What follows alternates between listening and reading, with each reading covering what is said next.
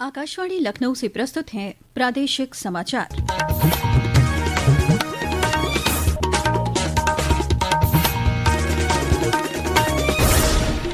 मुख्य समाचार। केंद्रीय मंत्रिमंडल की बैठक में आज केंद्रीय कर्मियों के लिए 2% महंगाई भत्ता बढ़ाने का प्रस्ताव पारित। इलेक्ट्रॉनिक्स उपकरण विनिर्माण योजना को भी मिली मंजूरी। मुख्यमंत्री योगी आदित्यनाथ ने आज लखनऊ में विकसित भारत युवा संसद महोत्सव को किया संबोधित। कहा, जीवन के हर क्षेत्र में नेतृत्व गुण विकसित कर रही है युवा संसद की पहल। प्रदेश भर में आज शांतिपूर्वक संपन्न हुई अलविदा की नमाज। ईद और नवरात्रि पर यात्रियों की सुविधा के लिए उत्तर रेलवे ने शुरू किया विशेष ट्रेनों का संचालन। और अयोध्या में कल से शुरू होगा रामनवमी मेला। सुरक्षा और यातायात व्यवस्था के किए गए पुख्ता इंतजाम। घाटों पर जल पुलिस रहेगी मुस्तैद। नमस्कार, प्रदेश के समाचारों के साथ मैं मोनिका चौहान। और अब समाचार विस्तार से। प्रधानमंत्री नरेंद्र मोदी की अध्यक्षता में आज हुई केंद्रीय मंत्रिमंडल की बैठक में केंद्र सरकार ने केंद्रीय कर्मियों के लिए महंगाई भत्ते में 2% बढ़ोतरी को मंजूरी दे दी है। इस बढ़ोतरी के बाद केंद्रीय कर्मचारियों और पेंशन भोगियों का महंगाई भत्ता और महंगाई राहत 53% से बढ़कर 55% हो जाएगा। नई दिल्ली में संवाददाताओं को जानकारी देते हुए सूचना और प्रसारण मंत्री अश्विनी वैष्णव ने कहा कि ये इस वर्ष की 1 जनवरी से लागू होगा। इससे केंद्र सरकार के 48,66,000 कर्मचारियों और 66,55,000 पेंशन भोगियों को लाभ होगा। इसके अलावा देश में इलेक्ट्रॉनिक वस्तुओं के विनिर्माण को बढ़ावा देने और इलेक्ट्रॉनिक्स आपूर्ति श्रृंखला को मजबूत करने के लिए इलेक्ट्रॉनिक्स उपकरण विनिर्माण योजना को मंजूरी दी गई। श्री वैष्णव ने कहा कि इलेक्ट्रॉनिक्स उपकरण विनिर्माण योजना के लिए 22,000 करोड़ रुपए से अधिक की वित्तीय मदद की जाएगी। उन्होंने कहा कि इससे 91,000 से अधिक प्रत्यक्ष रोजगार और कई अप्रत्यक्ष रोजगार के अवसर पैदा होंगे। श्री वैष्णव ने कहा कि सरकार ने इस वर्ष के खरीफ सीजन में किसानों को किफायती दरों पर फास्फेटिक और पोटेशियम उर्वरक उपलब्ध कराने की भी मंजूरी दी है। डीएपी का प्राइस 1350 रुपए पर 50 केजी बैग रहे, इसके लिए भारत सरकार 37,216 करोड़ रुपीस की सब्सिडी का भार सहन करेगी। इससे करोड़ों किसानों को इसका बेनिफिट मिलेगा। इस खरीफ सीजन का एस्टिमेट है 180 लाख मेट्रिक टन का टोटल एस्टिमेटेड कंजम्पशन होगा इस खरीफ सीजन में, और 37,216 करोड़ का इसका सब्सिडी का बिल रहेगा। मुख्यमंत्री योगी आदित्यनाथ ने मंत्रिमंडल के फैसलों के लिए प्रधानमंत्री नरेंद्र मोदी का आभार जताया है।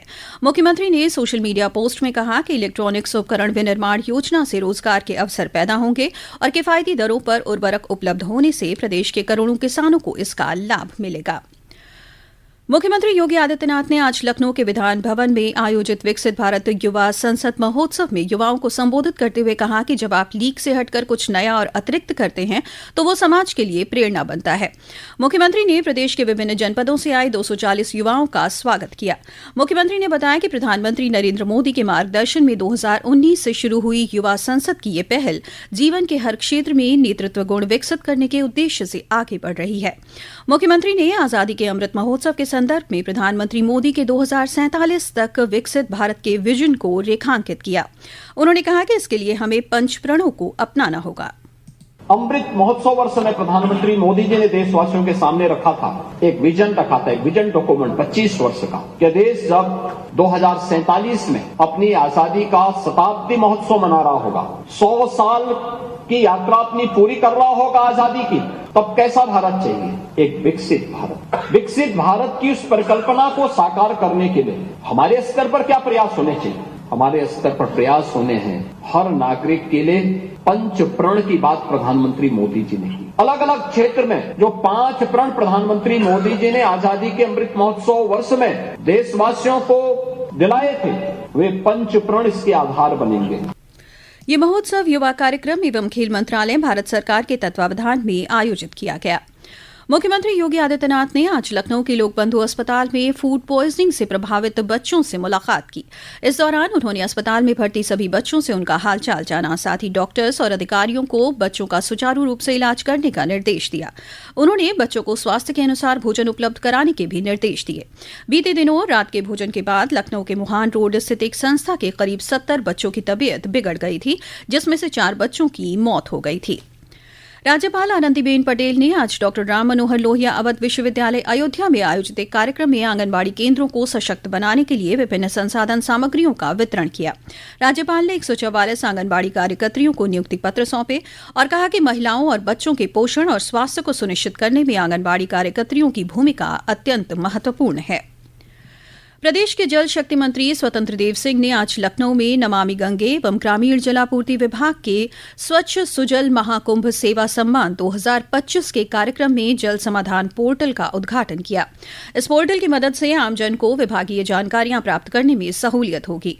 इसके माध्यम से ग्रामीण क्षेत्र में जलापूर्ति की जानकारी के अलावा toll free number, QR code, नए कनेक्शन को जोड़ने के लिए नंबर और किसी भी प्रकार की शिकायतों से जुड़ी जानकारी को साझा किया गया है।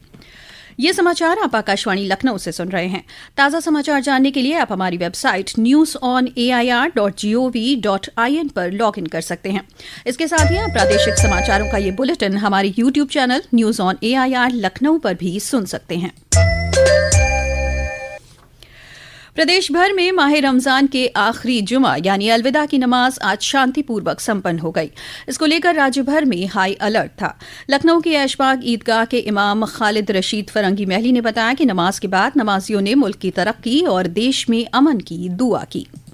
आज पूरे लखनऊ में रमज़ान के आखिरी जुमे की नमाज बहुत ही पुरअमन तौर पर अदा की गई और हमारे यहाँ जहाँ मस्जिद ईदगाह में भी बड़ी तादाद में लोगों ने नमाज अदा की और मुल्क की तामीर और तरक्की और हिफाजत के लिए खुसूसी दुआ की गई।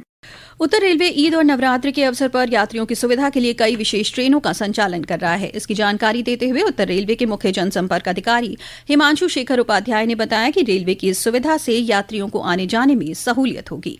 उत्तर रेलवे द्वारा आगामी लंबे वीकेंड, नवरात्रि तथा ईद के अवसर पर यात्रा करने वाले यात्रियों को अतिरिक्त सुविधा देने के लिए दिल्ली क्षेत्र से विभिन्न स्पेशल ट्रेन का परिचालन किया जा रहा है, जिसमें मुख्य रूप से आनंद विहार टर्मिनल से भागलपुर, दिल्ली से सहरसा तथा कटिहार के लिए तथा नई दिल्ली से जयनगर के लिए अनरिजर्व स्पेशल ट्रेन का परिचालन किया जा रहा है तथा पुरानी दिल्ली से लखनऊ के लिए रिजर्व स्पेशल ट्रेन का परिचालन किया जा रहा है।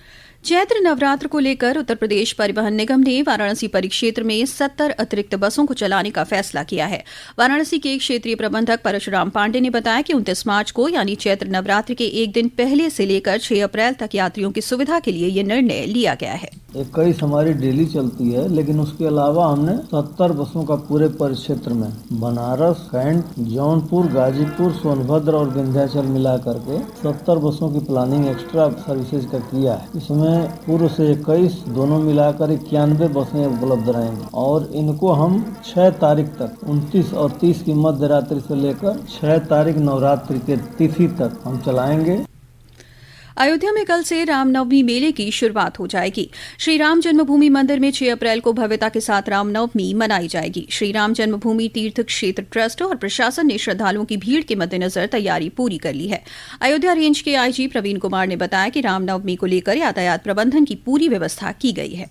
सारी व्यवस्थाएं की गई हैं और भारी संख्या में आने वाले श्रद्धालुओं को देखते हुए यातायात प्रबंधन की व्यवस्थाएं भी की गई हैं। जल पुलिस SDRF के माध्यम से घाट पर भी पर्याप्त व्यवस्था रहेगी और भीषण गर्मी को देखते हुए जो प्रशासन और नगर निगम और अन्य विभागों के साथ मिलकर के, स्वास्थ्य के साथ मिलकर के हम लोग इस तरह की व्यवस्था रखेंगे कि लोगों को सुरक्षित रखा जा सके, व्यवस्थित रखा जा सके। साथ ही साथ सुरक्षा को लेकर के कोई कसर ना रहे, तो फोर्स मल्टीप्लायर के साथ साथ जो भी हमारे पास तकनीकी उपागम है वो सारे के सारे हम इसमें शामिल कर रहे हैं। चेन्नई में IPL क्रिकेट में आज रॉयल चैलेंजर्स बेंगलुरु का मुकाबला चेन्नई सुपर किंग्स से हो रहा है। पिछले मैच में चेन्नई ने मुंबई इंडियंस को और बेंगलुरु ने वर्तमान चैंपियन कोलकाता नाइट राइडर्स को हराया था। प्रदेश के कई जिलों में सामान्य से अधिक तापमान दर्ज किया गया है। प्रयागराज और हमीरपुर में हीट वेव की स्थिति रही, जबकि वाराणसी, सुल्तानपुर और फुर्सतगंज में गर्म दिन दर्ज किया गया। मौसम विभाग ने अगले 48 घंटों में मौसम शुष्क रहने की संभावना जताई है। और अब अंत में मुख्य समाचार एक बार फिर। केंद्रीय मंत्रिमंडल की बैठक में आज केंद्रीय कर्मियों के लिए 2% महंगाई भत्ता बढ़ाने का प्रस्ताव पारित। इलेक्ट्रॉनिक्स उपकरण विनिर्माण योजना को भी मिली मंजूरी। मुख्यमंत्री योगी आदित्यनाथ ने आज लखनऊ में विकसित भारत युवा संसद महोत्सव को किया संबोधित। कहा, जीवन के हर क्षेत्र में नेतृत्व गुण विकसित कर रही है युवा संसद की पहल।